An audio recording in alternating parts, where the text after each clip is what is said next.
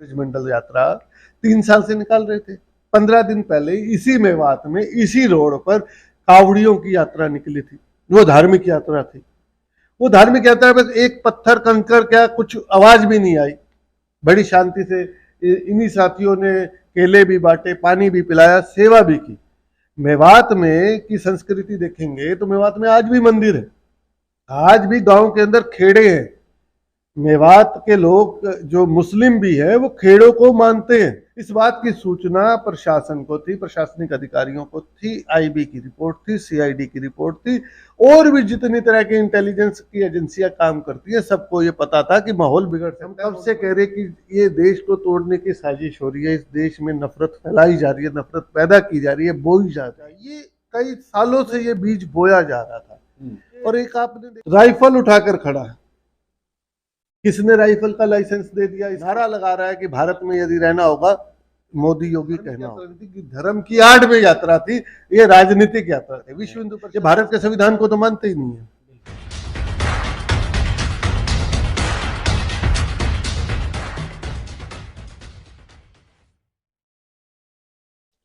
सभी को नमस्कार, राम राम। मैं कुलदीप खंडेलवाल, द विश्व प्रेम न्यूज और हरियाणा न्यूज फ्लैश। मेवात प्रकरण को लेकर के जिस प्रकार से पूरे देश में बात हो रही है कि चुनाव के महज कुछ समय पहले मणिपुर, अब हरियाणा में जिस प्रकार से दंगे हो रहे हैं, उससे पूरा देश अब सोच में बढ़ गया है। हम बात करें पिछले एक हफ्ता के, लगातार एक हफ्ता से, जैसे मुंबई में आपने एक घटना सुनी होगी, ट्रेन के अंदर 3 मुस्लिमों की हत्या कर दी जाती है। बरेली के अंदर एक बड़ा कांड होने से बचता है, जब उसके बाद एसपी की प्रभाकर था, उसका तुरंत तबादला कर दिया जाता है। यानी कि वहाँ भी एक बड़ा घटना, बड़ी अनहोनी होने से बच गई। तो ऐसे में कहाँ तक बचेगा? क्योंकि जब पूरा ही सिस्टम लगा हुआ हो तो कहाँ तक बचेगा? आखिरकार मेवात में वो आकर के दंगा हो ही गया, जिसमें मोनू मानेश्वर को लेकर के बात हो रही है। तो ऐसे में क्या कुछ पूरा मामला है, क्या प्रकरण है, क्या खेल है, ये समझेंगे हम। धीरज गाबा जी है, जो कि सामाजिक कार्यकर्ता के साथ में राष्ट्रीय मजदूर किसान मंच के राष्ट्रीय अध्यक्ष भी हैं। तो धीरज जी, जिस प्रकार से पिछले एक सप्ताह से वैसे तो मणिपुर में जल ही रहा है, उसके अलावा एक सप्ताह से हम देख रहे हैं कि कभी बरेली के अंदर कांड होता है, तो कहीं फरीदाबाद के अंदर एक लड़का को पुलिस हिरासत में मर जाता है, मेवात के अंदर इतनी बड़ी घटना हो जाती है। इस पूरे प्रकरण को आप कैसे देखते हो? धन्यवाद कुलदीप जी। सबसे पहले तो मैं हरियाणा के लोगों से शांति की अपील करूंगा कि वो इस घटना का पूरा विवरण देखने के बाद कोई प्रतिक्रिया लें और किसी भी बहकावे में मत आए। और ये जो मन भागी घटना हुई है, ये जो दुर्भाग्यपूर्ण घटना हुई है, ये नहीं होनी चाहिए थी। सबसे पहले तो ये बात। और उसके बाद एक और भी घटना जो हमारे क्षेत्र के साथ है कि टोहाना क्षेत्र से ही, फतेहपुरी गांव से, जिस होमगार्ड की शहीदी हुई है गुरसेवक सिंह, वो हमारे क्षेत्र से ही था और उसके भी बच्चे छोटे थे अभी। तो जिसे कहते हैं कि शांति प्रदान करे उस आत्मा को, तो यही आशा कर सकते हैं, क्योंकि ये बहुत बड़ी मनभागी घटना हुई। इसके बारे में भी मैं आपको बताना चाहता हूँ। बात थी अब ये जो आपने जो जिक्र किया, एक सीक्वेंस, सीरियल ऑफ सीरीज जो चल रही है इस देश के अंदर। हम कब से कह रहे कि ये देश को तोड़ने की साजिश हो रही है, इस देश में नफरत फैलाई जा रही है, नफरत पैदा की जा रही है, बोई जा रही है। मणिपुर में जो हुआ वो तो पूरे देश के लिए शर्मसार करने वाली घटना है, पूरी दुनिया के लिए, मानवता के लिए शर्मसार करने वाली घटना है। कोई मैतेई कुकी का मसला बताए, कोई हिंदू और क्रिश्चियन का मसला बताकर उसको ढकने की कोशिश की गई, लेकिन ऐसा था नहीं। क्योंकि मैतेई में हिंदू भी थे, मुस्लिम भी थे और ईसाई भी थे। दोनों संप्रदायों के अंदर खींचातानी थी, वो हकों की लड़ाई थी। एक लंबी कहानी है, मणिपुर पे हम डिस्कशन नहीं करेंगे क्योंकि लंबी चीज है, क्योंकि हाल की घटना मेवात की। मेवात में जो हुआ वो दूरंदेशी नहीं था भाई, ये नहीं कि यकायक हो गया। ये कई सालों से ये बीज बोया जा रहा था। और एक आपने देखा कि एक हफ्ते की आपने घटना बताई, तो मैं तो कह रहा हूँ कि पिछले साल की घटना, कुछ सालों की जो घटनाएं हो रही थी, चाहे पहलू खान की हो, चाहे नासिर जुनैद की हत्या हो, चाहे मॉब लिंचिंग की मेवात में घटना हो, चाहे गौ रक्षकों के द्वारा हो, मोनू मानेसर का आपने जिक्र किया, चाहे बिट्टू बजरंगी द्वारा धमकियां दी गई हो, चाहे आप शेकुल की जो बात कर रहे थे कि फरीदाबाद में 4-5 दिन पहले की घटना है कि एक मेव लड़का पुलिस की तैयारी, भर्ती की तैयारी करने फरीदाबाद में था, उसको धोखे से या गलत तरीके से गिरफ्तार किया गया पुलिस के द्वारा, किसी झूठे केस में या गलती से गिरफ्तार किया गया और उसकी पुलिस कस्टडी में मौत होती है और एफआईआर भी हुई है। उस पर काफी विवाद रहा और उसके इंसाफ के लिए भी लोग बैठे थे धरने पे। उसके बाद घटना एक और हो जाती है कि उसके बाद मोनू मानेसर धमकियां दे रहे कि मैं आ रहा हूं, जबकि वो मोस्ट वांटेड था नासिर और जुनैद के केस में, क्योंकि जब फरवरी में नासिर और जुनैद की घटना हुई तो हमने ये फैक्ट फाइंडिंग निकाली थी, जिसके ऊपर पहली लाइन ही हमने कहा था कि मोनू मानेसर सही दोषियों को तुरंत गिरफ्तार किया जाए। कब की बात है ये फरवरी जो, की जो आपकी फैक्ट फाइंडिंग है? फरवरी की घटना है। उस घटना के बाद हम गए जब नासिर और जुनैद को झूठे और मार मार के मारा गया और उसके बाद लोहारू के जंगलों के अंदर जिंदा जला दिया गया, हिसार के लोहारू के अंदर। तो उसके मुख्य आरोपी मोनू मानेसर थे जो कि फरार थे। ये देखिए मोनू मानेसर की अगर आप ये देखेंगे तो ये राइफल उठाकर खड़ा है। किसने राइफल का लाइसेंस दे दिया इसको? ये तो गाबा जी वही बात हो रही है जैसे इस्लाम में पहले देखते थे ने उनके हाथों में राइफल दी जाती थी, कहीं ना कहीं वही खेल है। लगभग वैसा खेल है, लगभग वैसा खेल है, क्योंकि हम हिंदू होने की वजह से हमारे अंदर ये लगता है कि हम गलत नहीं हो सकते। इसी तरीके से मुसलमानों को तालिबान गलत नहीं लगता क्योंकि वो होते कि वो मुसलमान गलत नहीं हो सकते। ईसाइयों को वो लगता था, क्रूडोस हो रहा था जब वो हमला करते थे तो ईसाइयों को भी लगता था कि वो धर्म युद्ध में है। तो ये एक जो अफीम चटाई जाती है धर्म की, वो बहुत खतरनाक है। तो बात ये है कि जो घटनाएं हुई सीक्वेंस में, और आपने बरेली का भी जिक्र किया, और एक ट्रेन के मुंबई जयपुर ट्रेन के अंदर 3 मुसलमानों को एक आरपीएफ के जवान ने मार दिया। बताओ, आरपीएफ के जवान पे विश्वास नहीं करेंगे तो किस पे करेंगे? उसने तीनों को गोली मारी और एक आदिवासी एएसआई था जिसका नाम मीना जाति से था, तो उसको गोली मार दी, 4 लोगों को मार दी और नारा लगा रहा है कि भारत में यदि रहना होगा मोदी योगी कहना होगा। या पहले था वंदे मातरम कहने तक तो ठीक था, लेकिन मोदी योगी कहना होगा। तो ये जो चीजें हो रही हैं सीक्वेंस में, जाहिर सी बात है कि अल्पसंख्यकों में डर का माहौल था। और ऐसी बात नहीं है कि जब ये जो यात्रा है ब्रजमंडल यात्रा, जिसे भगवा यात्रा, ये कोई धार्मिक यात्रा, अगर हम बार बार एक जिक्र आ रहा है धार्मिक यात्रा, मैं कह रहा हूँ कि ये धार्मिक यात्रा नहीं थी, कि धर्म की आड़ में यात्रा थी, ये राजनीतिक यात्रा थी। विश्व हिंदू परिषद किसका अंग है, किसका प्रासंगिक संगठन है? बजरंग दल वाले कौन है? किस विचारधारा को ये रिप्रेजेंट करते हैं? ये भारत के संविधान को तो मानते ही नहीं है। और ये जो 2 संगठन है, जब ये यात्रा निकाल रहे हैं ब्रजमंडल यात्रा, 3 साल से निकाल रहे थे। 15 दिन पहले इसी मेवात में इसी रोड पर कावड़ियों की यात्रा निकली थी, वो धार्मिक यात्रा थी। वो धार्मिक यात्रा में एक पत्थर कंकर क्या कुछ आवाज भी नहीं आई, बड़ी शांति से इन्हीं साथियों ने केले भी बांटे, पानी भी पिलाया, सेवा भी की। मेवात में की संस्कृति देखेंगे तो मेवात में आज भी मंदिर है, आज भी गांव के अंदर खेड़े हैं। मेवात के लोग जो मुस्लिम भी है वो खेड़ों को मानते हैं, जैसे हमारे गांव खेड़ा होता है और होते हैं, तो वो खेड़ों को भी मानते हैं। ये हमने संस्कृति ये देखी है। और वहां पर ज्यादातर दादा खेड़ा भैरवनाथ के मंदिर हैं, वहां सारा कुछ है, लेकिन मुस्लिम आबादी होने के बावजूद सब कुछ सही चल रहा है।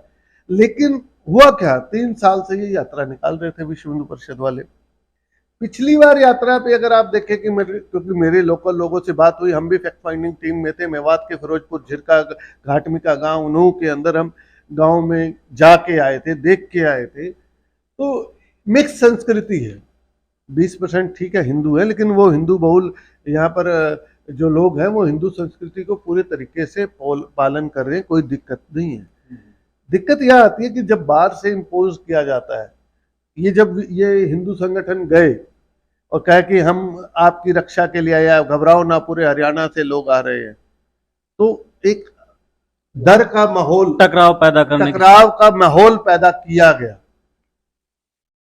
और पिछले साल की यात्रा में नल्हड़ में जो यात्रा शुरू होती है महादेव शिव मंदिर से शुरू होकर राधा कृष्ण मंदिर फिरोजपुर झिरका तक जाना था, 40-50 किलोमीटर का एक रास्ता है, वहां जाना था। तो पिछली बार जब आई यात्रा तो वहाँ के लोकल प्रत्यक्षदर्शियों ने बताया कि नल्हड़ के अंदर एक पीर को, एक मजार को इन्होंने छेड़खानी की और नारे लगाए गए उल्टे सीधे, लेकिन तब भी मुस्लिम समाज कुछ नहीं बोला। लेकिन दिक्कत क्या हुई कि नासिर जुनैद की हत्या के बाद जो मोनू मानेसर मोस्ट वांटेड था, जिसको हरियाणा सरकार, मैं शब्द बता रहा हूँ कि हरियाणा सरकार बचा रही थी, राजस्थान की पुलिस गिरफ्तार करने बार बार आ रही है लेकिन वो हाथ में नहीं आ रहा था, भगोड़ा है, मोस्ट वांटेड है।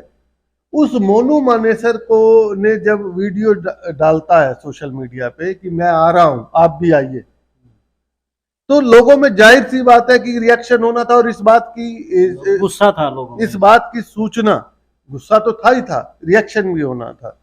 इस बात की सूचना प्रशासन को थी, प्रशासनिक अधिकारियों को थी, आईबी की रिपोर्ट थी, सीआईडी की रिपोर्ट थी, और भी जितनी तरह की इंटेलिजेंस की एजेंसियां काम करती है सबको ये पता था कि माहौल बिगड़ सकता है मोनू मानेसर की बात।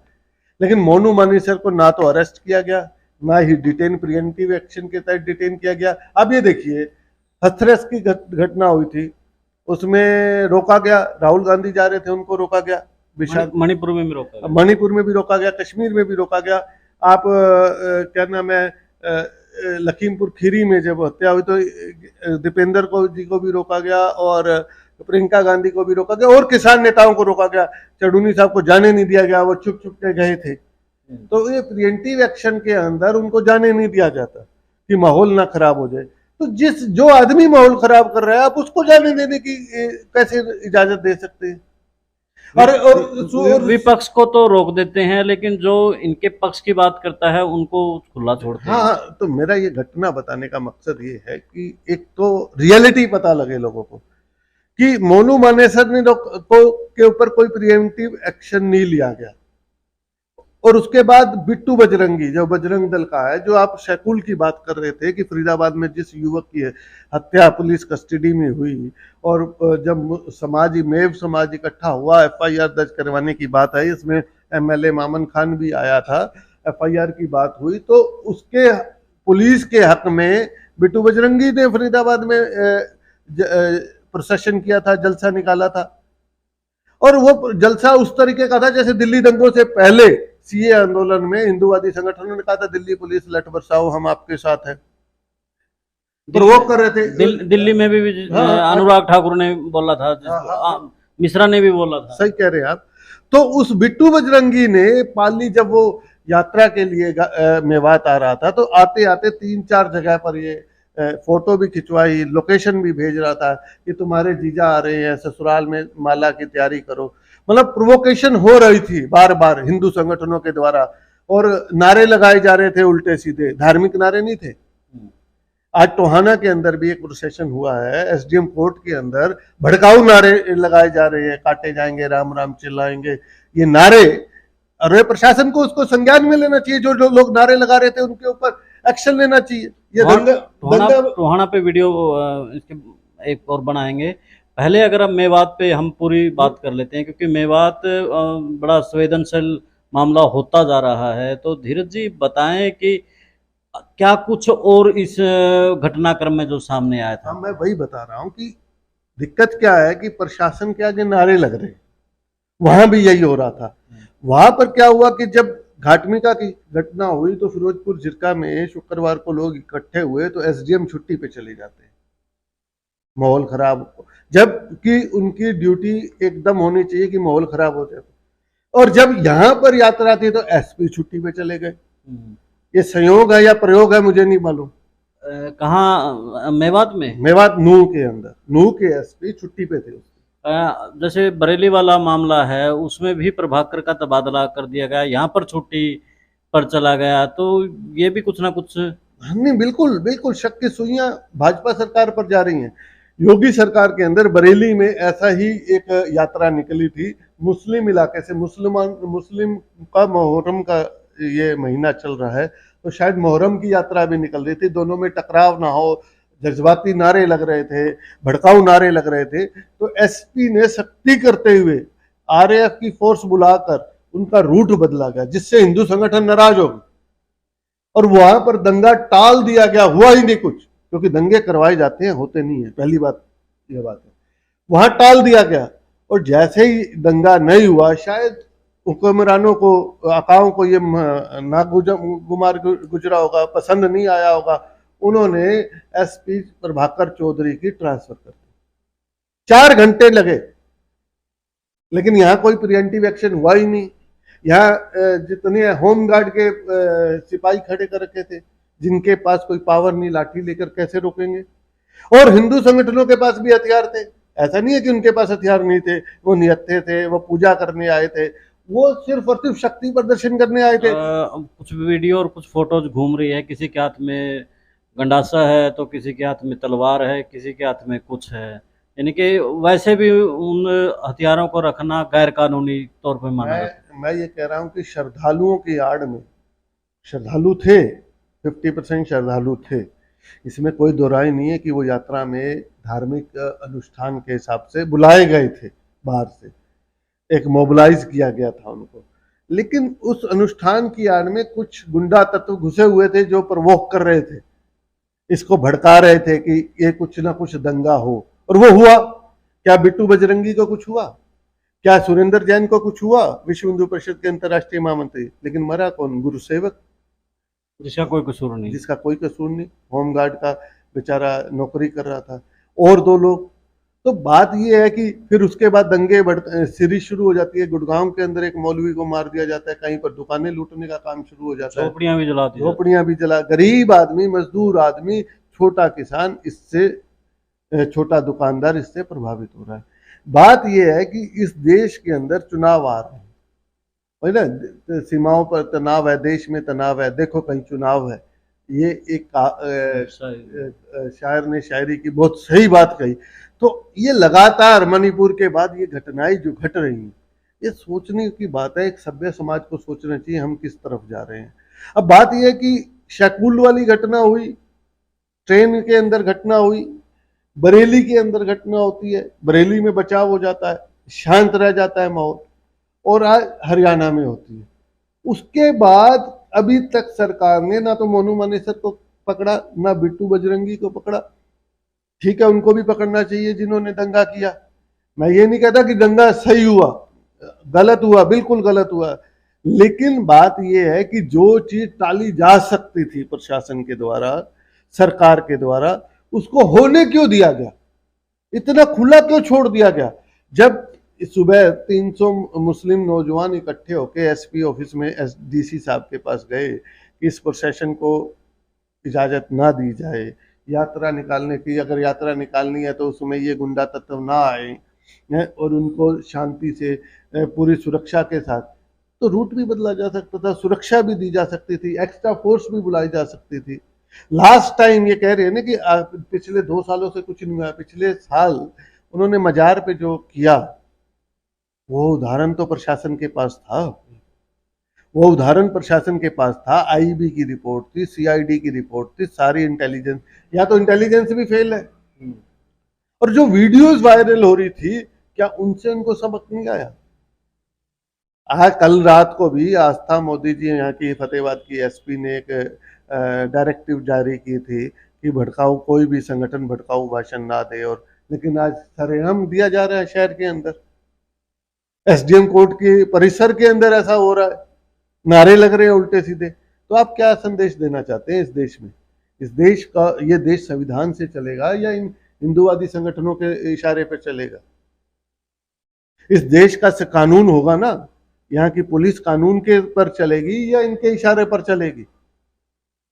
आप कानून का रास्ता, कानून में जो दोषी है उनको पकड़िए, और जो भड़का रहे हैं उन पर प्रिवेंटिव एक्शन लीजिए। आपके पास सबूत है, आपको पता है कि कौन लोग हैं, पुलिस के सिपाही है, उनके साथ प्रोसेशन में चल रहे हैं। 1000 अगर थे होमगार्ड, आप और फोर्स मंगा सकते थे। आपको पता था कि ये इतना संवेदनशील इलाका है, और 3-4 दिन पहले की घटना शैकुल की ओर से हटी है। नासिर जुनैद का मामला अभी ठंडा नहीं पड़ा है, पहलू खान का मामला अभी ठंडा नहीं पड़ा है, अभी बरेली में भी ये हुआ, 3 हत्याएं ट्रेन के अंदर हो चुकी हैं। आपको और ज्यादा फोर्स लगानी चाहिए थी। मणिपुर में जो हो चुका है उसकी घटना को देखते हुए इस यात्रा पे प्रिवेंटिव एक्शन क्यों नहीं लिया गया? और उसके बाद ये नारे लगाए, हथियार उठा के चल रहे हैं और ये वीडियो डाल रहे हैं। धन्यवाद धीरज जी, आपने बड़ी इनके इस चर्चा में दो चीज़ें निकल करके आई हैं, आप उनके ऊपर थोड़ा विचार करना चाहिए। पहले भी वहाँ पर जो यात्राएं निकलती थी, कावड़िए भी वहाँ से निकलते थे, उन कावड़ियों का फल फ्रूट वगैरह देना, पानी देना, सब कुछ वहाँ के लोग करते थे। तो ऐसे में अब ऐसा क्या हुआ कि हिंदू मुस्लिम आपस में टकराव पैदा होगा। इनके टकराव पैदा करने के लिए मोनू मानेश्वर द्वारा वीडियो डाली जाती है, टोंड कसे जाते हैं, ऐसे नारों का इस्तेमाल किया जाता है। शक की सुइयां काफ़ी घूम रही हैं, उस तरफ से एसपी का तबादला भी कर दिया जाता है। तो आखिर माजरा क्या है, ये अब आप खुद ही समझिए और समझ करके कमेंट बॉक्स में ज़रूर बताइए। मेरी एक अपील सभी व्यूअर्स से है कि ठंडे दिमाग से इस घटना का करें कि ये घटनाएं क्यों हो रही है और शांति बनाए रखे, भाईचारा, बहन भाईचारा बनाए रखे। सबसे बड़ी इस देश की ताकत बहन भाईचारा है, हमारी एकता ही हमारी ताकत है। हमारे में बिखराव आएगा तो हम बिखरेंगे इस तरीके से, क्योंकि किसी का कुछ नहीं जाना। सर एक मिनट और कहना चाहूँगा, क्योंकि ये दंगे हम झेल चुके हैं। मैं एक पंजाबी खत्री फैमिली से आता हूँ। पंजाब 1947 की वंड जो बंटवारा हुआ था, उसका दंश हमने झेला है। हमें बचाने कोई उस वक्त के जो क्या नाम है, श्यामा प्रसाद मुखर्जी या वीर सावरकर, जिसको सावरकर वीर कहते हैं, ये सावरकर या डॉक्टर हटगेकर, गुरु गोवलकर, ये नहीं आए थे, या जिन्ना नहीं आए थे। हालांकि ये तो जिन्ना की मजार पे जाकर कहते हैं कि वो सेकुलर थे। हमें बचाने तो हमारे यहीं के लोग आए थे ना, नेहरू, गांधी और ये सभी लोग आए थे बचाने। लेकिन ये कौन कौन लोग थे, ये तो भड़का के चले गए। आज इस चीज को देखना पड़ेगा कि आज घर लुटेगा तो किसी गरीब आदमी का, किसी मजदूर आदमी का, किसी छोटे किसान, छोटे दुकान जलेगी तो छोटे दुकानदार की। इसलिए मेरा आप लोगों से अनुरोध है कि शांति बनाए रखे। देश हमारा है, शहर हमारा है, हमारे शहर को बचाने का काम, हमारे देश को बचाने का काम हम सब रखें। बहन भाईचारा ना तोड़े, किसी के भड़कावे में मत आए। ये देश को तोड़ने के लिए जो ताकतें काम कर रही हैं, आज़ादी से पहले भी कर रही थी, आज़ादी के बाद भी, मिलना किसी को कुछ नहीं है, सिर्फ नुकसान हमारा ही होना है। ये ध्यान रखिए, नुकसान हमारा ही होना है। इसलिए बनावटी बातों से दूर होकर सच्चाई की तरफ ध्यान दे और देश की एकता, अखंडता, बहन भाईचारे को बनाने पे सहयोग करें। धन्यवाद जी। तो मेरा सवाल आपके पास पहले ही आ चुका है, सिर्फ कमेंट बॉक्स में आप अपना जवाब जरूर दें। अब मुझे दें इजाज़त, मिलते हैं एक नई वीडियो में फिर से। जिंदाबाद।